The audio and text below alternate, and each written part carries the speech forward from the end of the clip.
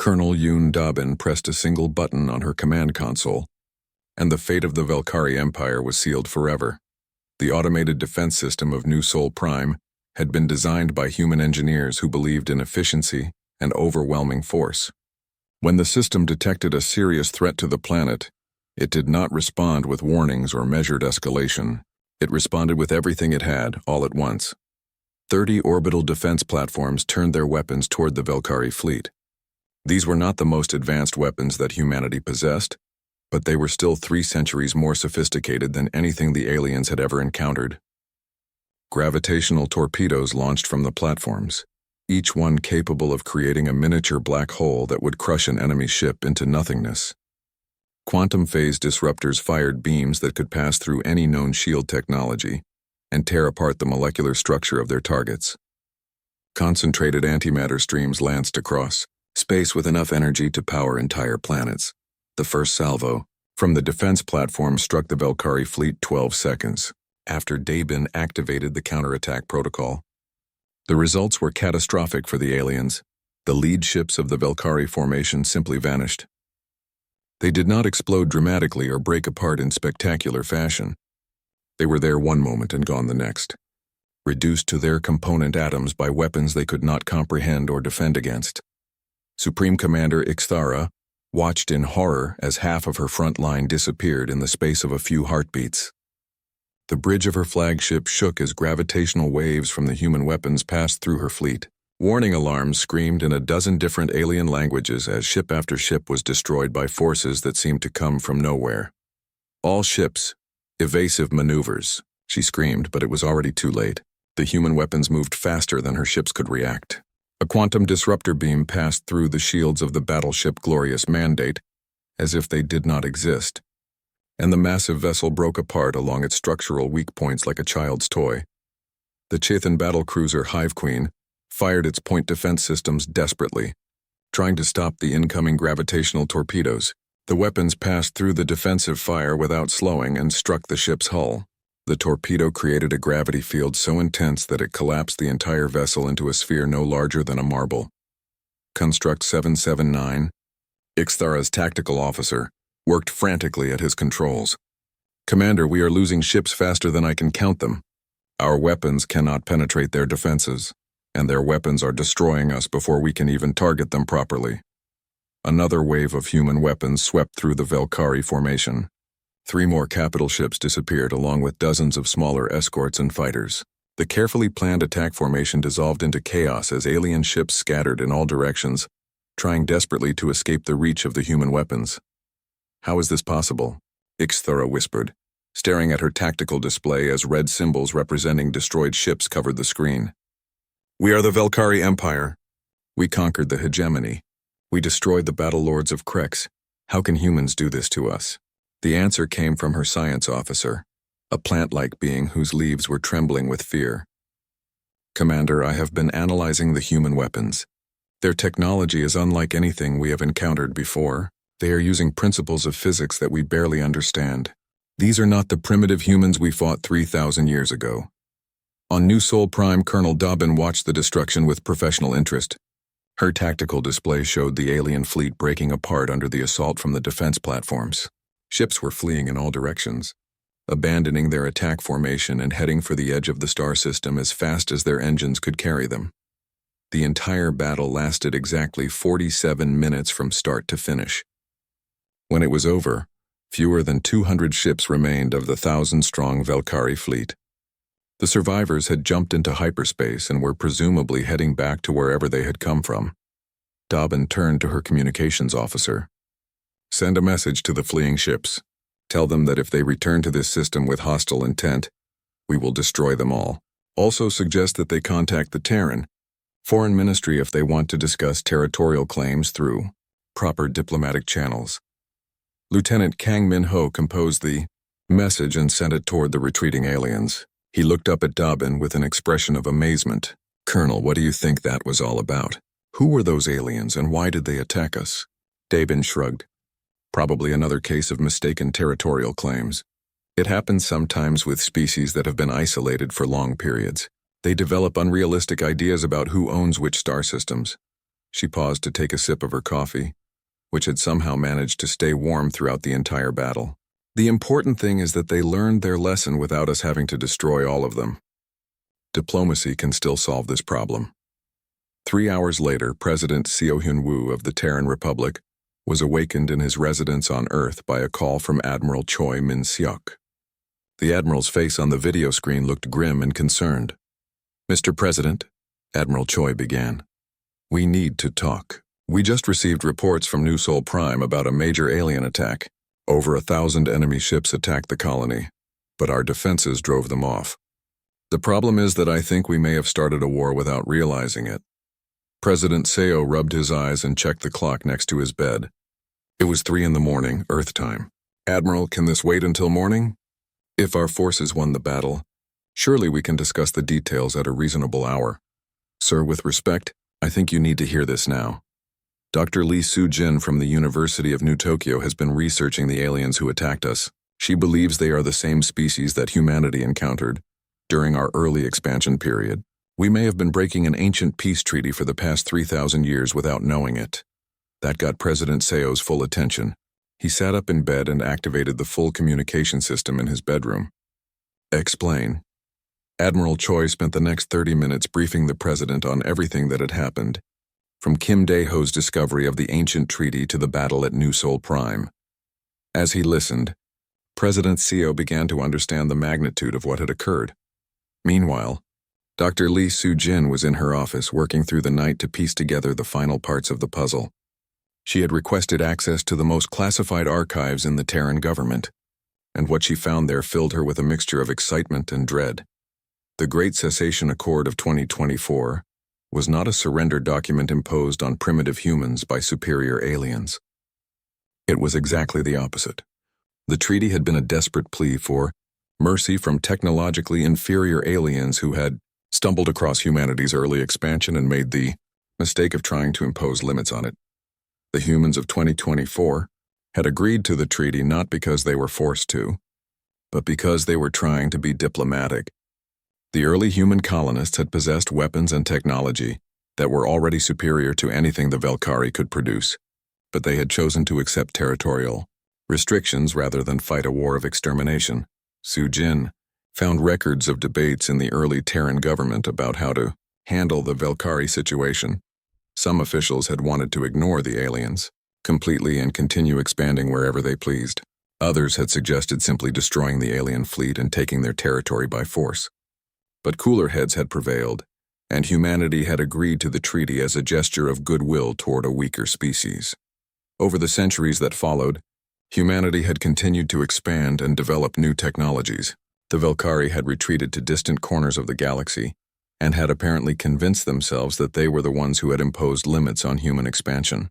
They had spent 3,000 years preparing for a war against an enemy that had forgotten they existed, while that enemy had become so technologically advanced that the Velkari weapons could not even scratch their defenses. Soo-jin completed her report just as the sun was rising over New Tokyo. She sent it immediately to President Seo and Admiral Choi, along with a recommendation for how humanity should handle the situation. 2 hours later, President Seo stood in the Situation Room of the Terran government, surrounded by his top military and diplomatic advisors. On the main screen was a tactical assessment of the Velkari attack, showing the complete destruction of their fleet by weapons that were considered outdated by current human standards. "Ladies and gentlemen," President Seo began, "we appear to have accidentally terrified a species that we were trying to be nice to 3,000 years ago. Dr. Lee's research shows that the Velkari Empire has spent all this time thinking they were our masters, when in reality they were always completely at our mercy." Admiral Choi spoke up from his position at the strategy table. "Mr. President, what are your orders? The surviving Velkari ships are probably reporting back to their government right now. They may try to assemble an even larger fleet for another attack." President Seo considered the options carefully. Humanity could easily destroy the entire Velkari Empire if they chose to. Supreme Commander Ixthara stood on the bridge of her flagship, the Eternal Crystal, as her massive fleet prepared to jump into hyperspace. Around her, 1,000 ships from 12 different alien species moved into formation. This was the moment she had been planning for 3 years. Ever since the Grand Council had voted to end their long period of patience with humanity, the target was New Sol Prime, a human colony world on the outer edge of what humans called the Perseus Arm. According to Velkari intelligence, the planet housed over 50 million humans and served as a major shipping hub for human trade routes. It was also built on a world that the Velkari had claimed as their own over 4,000 years ago, long before humans had even discovered fire. "All ships report ready for hyperspace jump," announced her tactical officer, a machine-like being called Construct 779. "Fleet formation is optimal. All weapon systems are charged and prepared for immediate deployment upon arrival." Ixthara nodded, her crystalline features reflecting the lights of her ship's command center. She had chosen New Sol Prime carefully. The attack would be devastating enough to show humans the true power of the Velkari Empire, but it would also leave survivors who could carry word of the defeat back to Earth. Humanity would have one chance to surrender before the real war began. "Begin the jump," she ordered. Space around the Velkari fleet twisted and folded as 1,000 ships disappeared into hyperspace. They would arrive at New Sol Prime in 6 hours, catching the human defenders completely by surprise. On New Sol Prime, Colonel Yoon Dabin was having a perfectly ordinary Tuesday morning. She sat in her office at the Planetary Defense Headquarters, drinking her second cup of coffee and reviewing routine security reports. As the commanding officer of the local defense garrison, Dabin was responsible for protecting the planet from pirates, smugglers, and the occasional territorial dispute with neighboring alien governments. It was not a particularly challenging job. New Sol Prime was located in a quiet sector of space, far from any major political conflicts. The most exciting thing that had happened in the past year was when a group of Trader Guild smugglers had tried to use the planet's asteroid belt to hide their illegal cargo.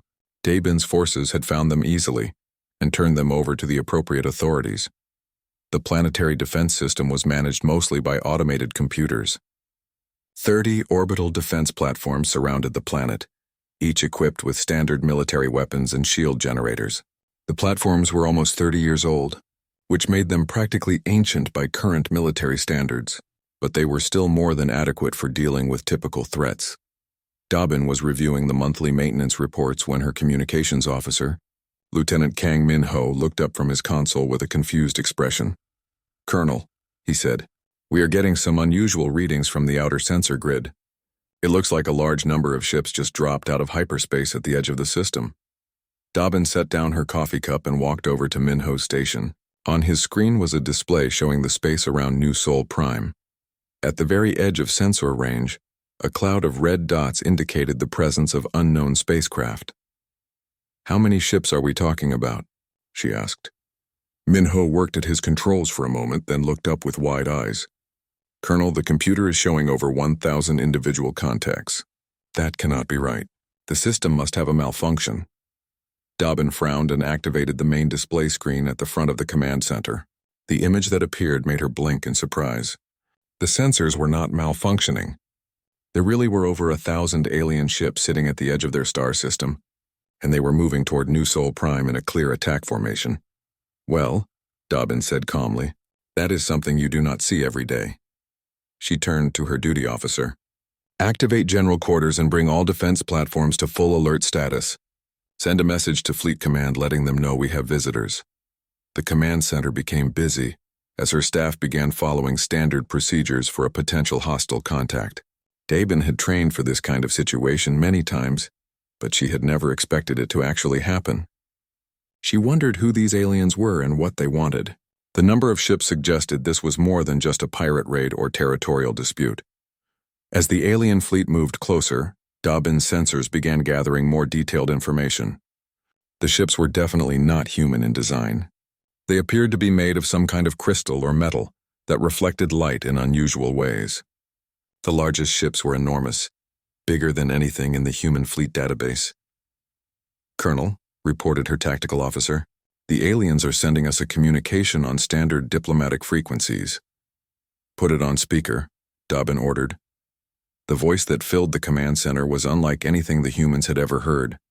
It sounded like music made of crystal bells and wind chimes, but somehow the words were clear and understandable. "Human defenders of the stolen world," the voice began. "I am Supreme Commander Ixthara of the Velkari Empire. You have built your colony on sacred ground that belongs to our people. You have 30 minutes to evacuate all human personnel from this planet. Any who remain after that time will be destroyed along with your illegal settlement." Dabin looked around at her staff, who were all staring at the speakers with expressions of confusion and disbelief. She had never heard of the Velkari Empire, and she had no idea what the alien commander meant by stolen world or sacred ground. As far as she knew, New Sol Prime had been uninhabited when human colonists first arrived 200 years ago. "Send a reply," she told her communications officer. "Tell them we do not recognize their territorial claims and suggest they contact the Terran Foreign Ministry to discuss the matter through proper diplomatic channels." While her officer composed the message, Dabin activated the automated defense protocols. The orbital platforms powered up their weapons and shields, and warning signals were sent to all civilian ships in the area. She also sent an urgent message to Fleet Command, requesting immediate assistance. The alien response came within minutes, and it was not diplomatic. "Human fools." Ixthara's voice rang through the command center. "You have chosen to resist the rightful authority of the Velkari Empire.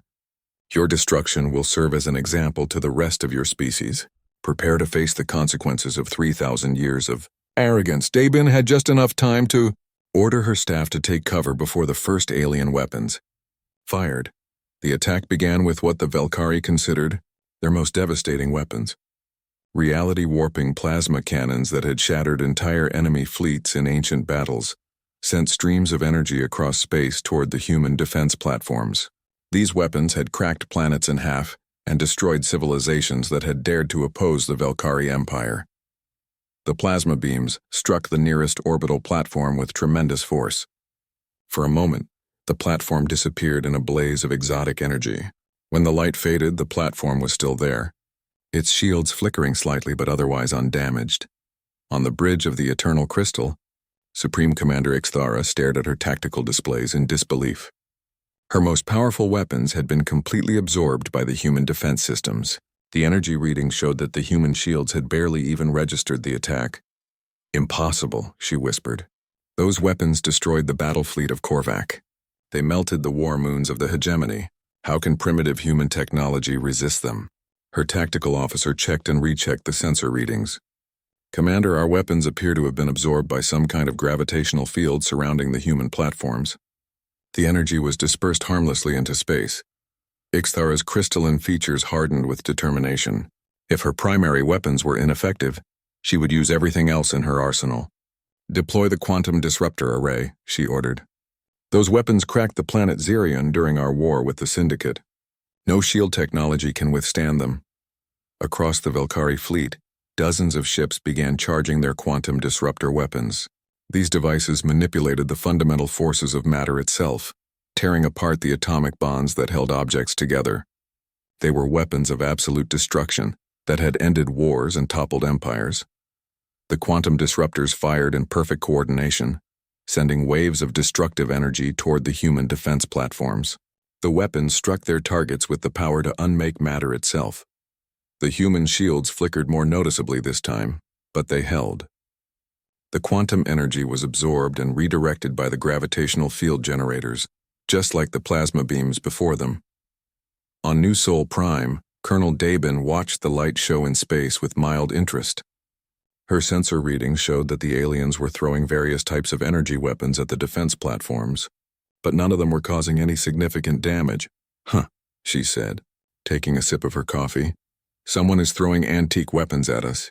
I wonder if they are testing our defenses or if they actually think those old-style energy weapons can get through modern shielding." She turned to her tactical officer. "Run a threat assessment on the alien fleet. I want to know what we are dealing with." 3 days after Park Ji-woo filed his report, Dr. Lee Soo-jin was having her morning tea in her small office at the University of New Tokyo. Soo-jin was a xenoanthropologist, which meant she studied the cultures and histories of alien civilizations. Her specialty was ancient galactic history, particularly the early years of human space exploration. Soo-jin had always been fascinated by the mysteries of the past. There were so many gaps in the historical record, so many lost civilizations and forgotten empires. Sometimes she would spend weeks researching a single reference to an alien species that had disappeared from galactic records centuries ago.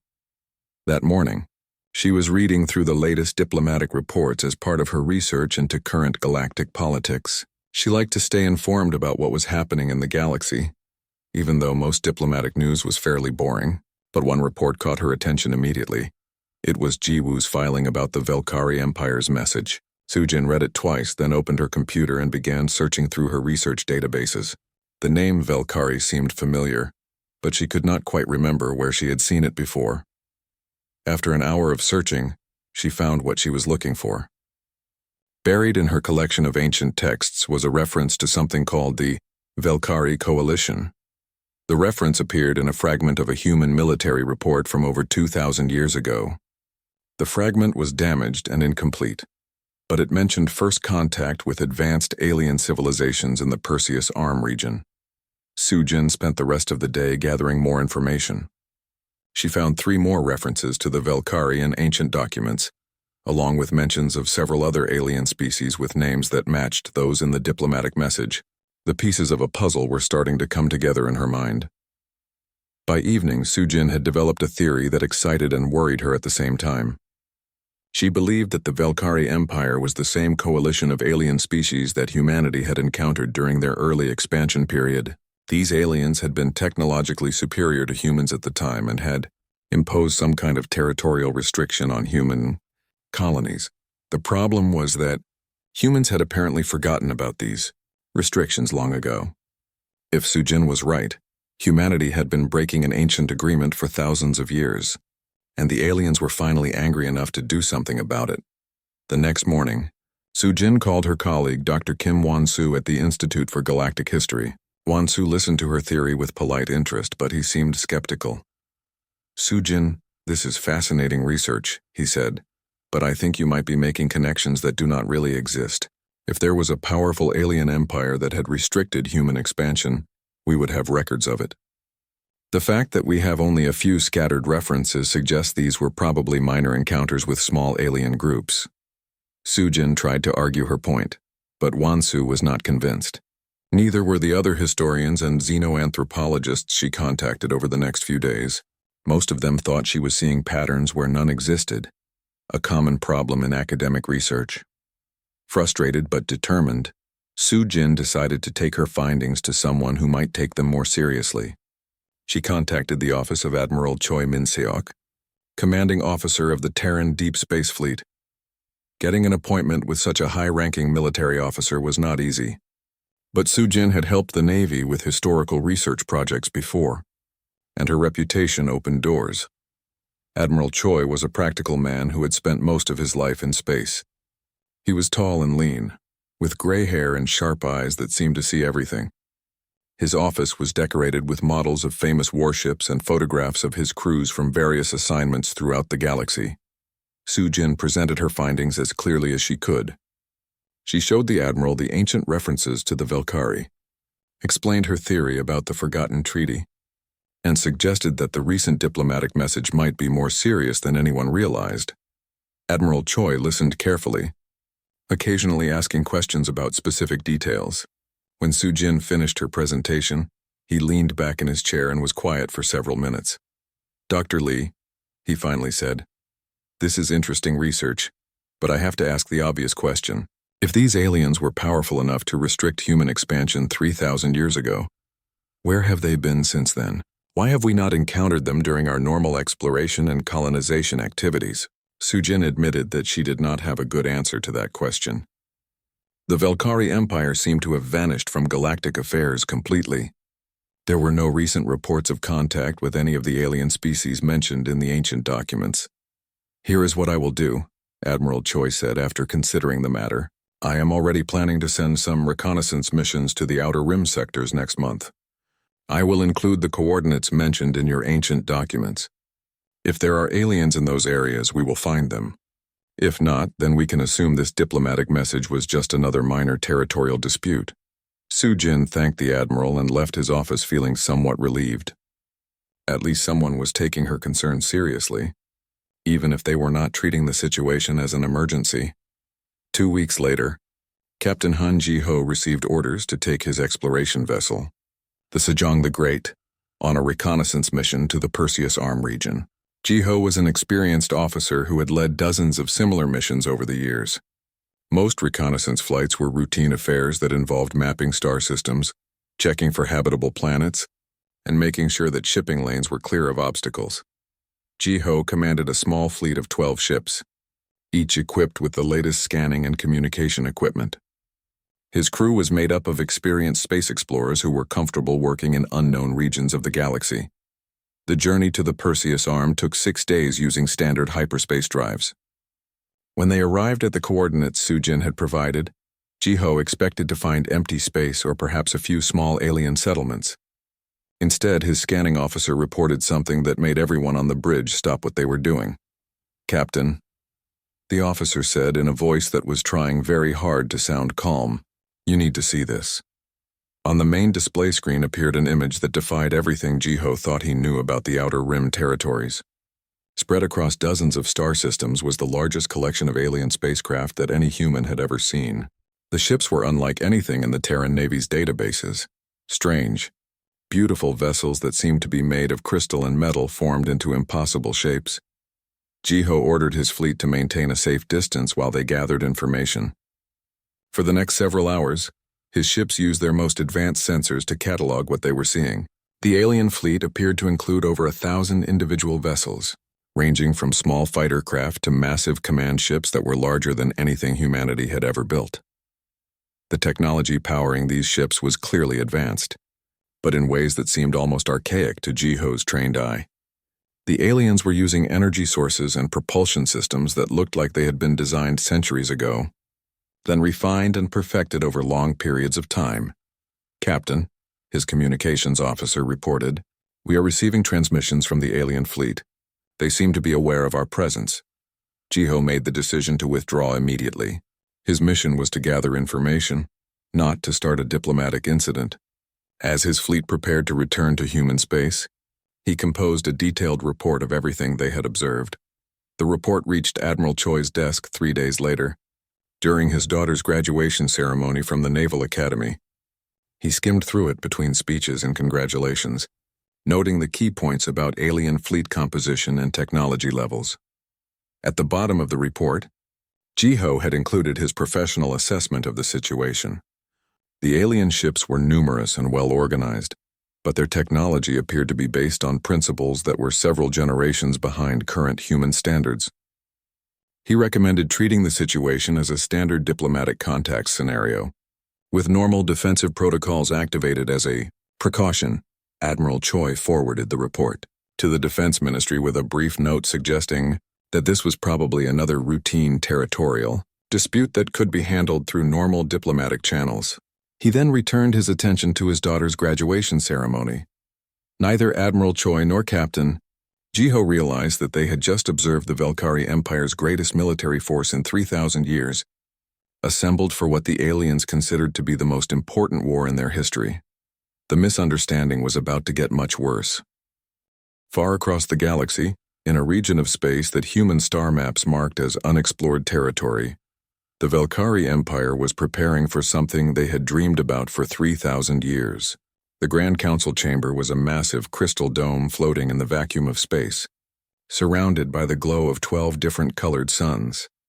Supreme Commander Ixthara stood at the center of the chamber, her crystalline body reflecting the light of the stars around her. She was tall and thin, made of what looked like living diamond with eyes that glowed like blue fire.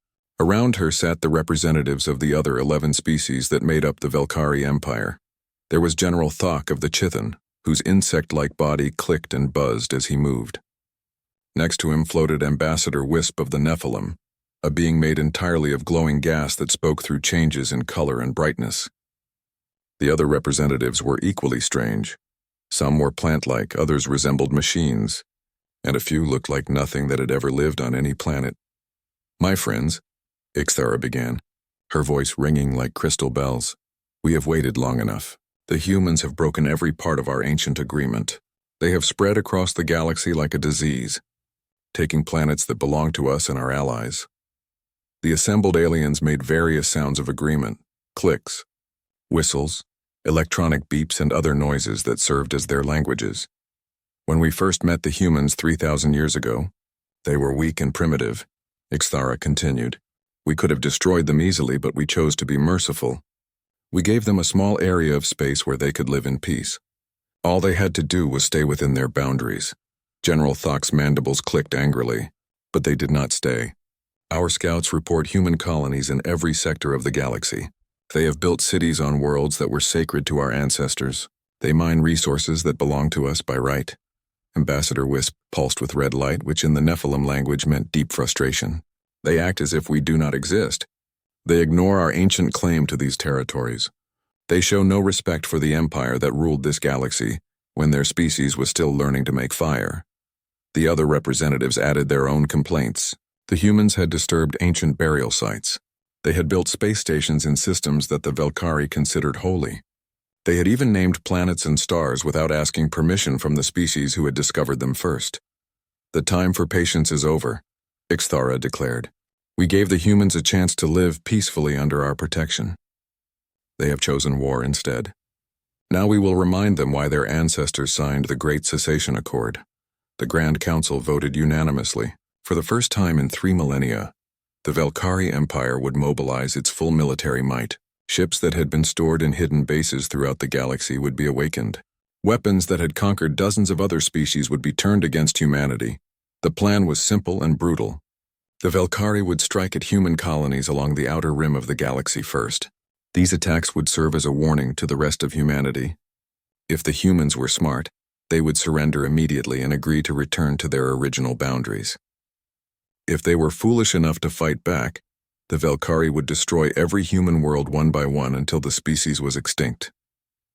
While the Velkari Empire prepared for war, the object of their anger was completely unaware of the danger.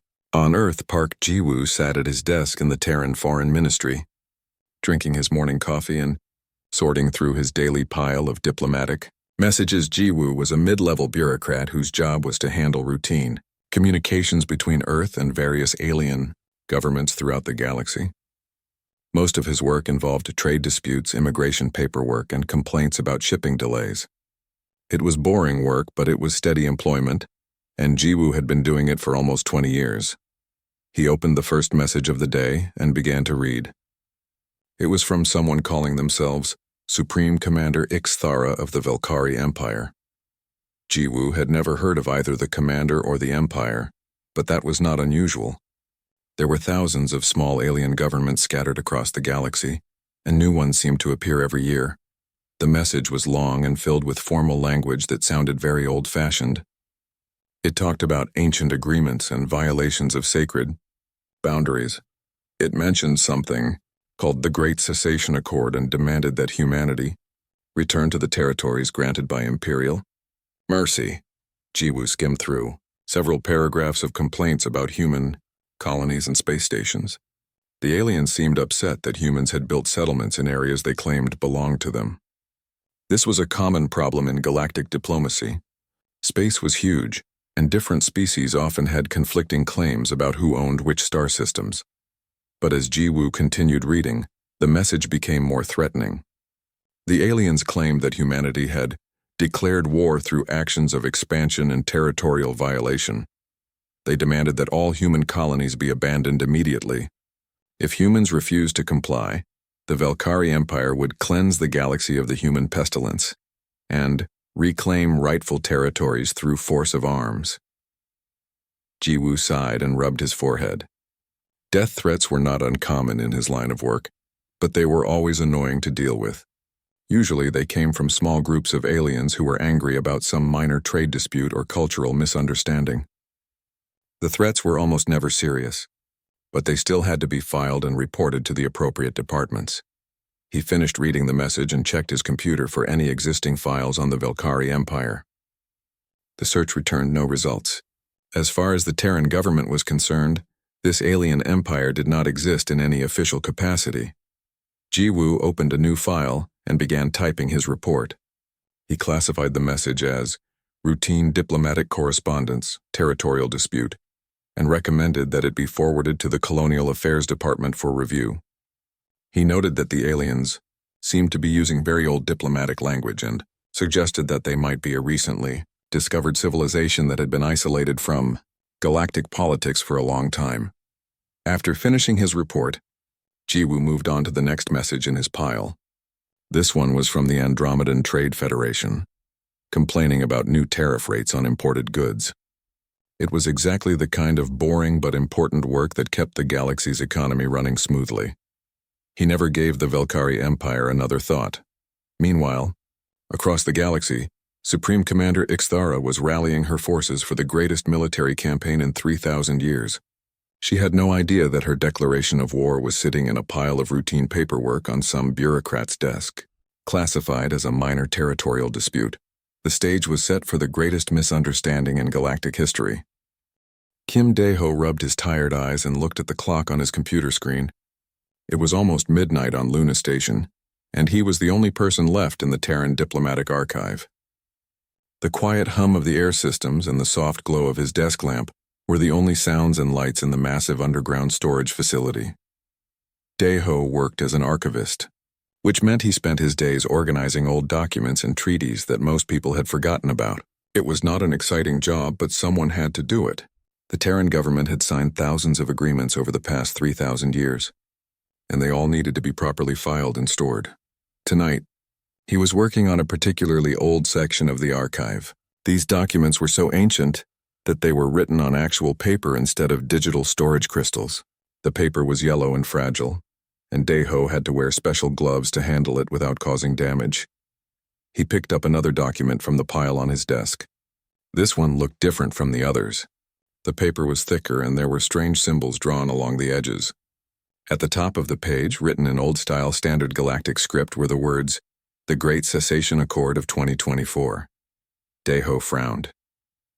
He had been working in the archives for 15 years and he had never seen this document before. The date was particularly strange.